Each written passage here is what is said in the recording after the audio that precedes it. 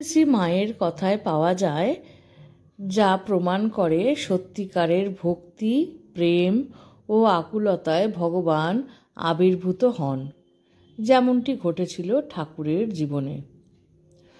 দক্ষিণেশ্বর কালী মন্দিরে ঠাকুর শ্রীরামকৃষ্ণ পরমহংসদেব প্রতিদিন গভীর ভক্তি ও প্রেমে মা কালীকে ডাকতেন।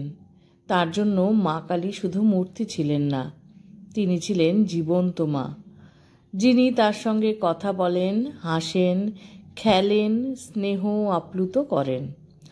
একদিন রাতে ঠাকুর অত্যন্ত ব্যাকুল হয়ে মন্দিরে বসে কাঁদছিলেন।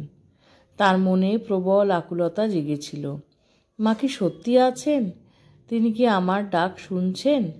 এই গভীর ভাবাবেগে তিনি নিজের শরীরের সমস্ত বোধ হারিয়ে ফেললেন। চারিদিক নিস্তব্ধ, শুধু বাতাসে মৃদু শব্দ। হঠাৎ মন্দিরের গর্ভগৃহ থেকে এক আলোক ঝলকানি দেখিয়ে দিল যে কেউ আছে। সেই আলোর মধ্যে আবির্ভূত হলেন মা কালী। তাঁর দৃষ্টি ছিল অপার করুণায় ভরা, মুখে এক মৃদু হাসি। ঠাকুর বিস্ময়ে অভিভূত হয়ে কেঁদে উঠলেন, মা, তুমি সত্যি আছো? মা কালী স্নেহ ভরে বললেন, আমি সর্বদা তোমার সঙ্গে আছি। তুমি যে প্রেম দিয়ে আমাকে ডাকো, তাতে আমি বাধ্য হয়ে তোমার সামনে আসতে। সেই রাতের পর থেকে ঠাকুরের মনে কখনো সন্দেহ রইল না।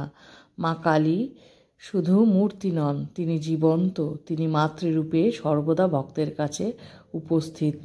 অর্থাৎ আমরা ঠাকুর মার সমস্ত বইয়ে ছত্রে ছত্রে পাই বিশ্বাস আর সারেন্ডার। এই দুটো জিনিস খুবই প্রয়োজন ঠাকুর মার চরণতলে থাকার জন্য।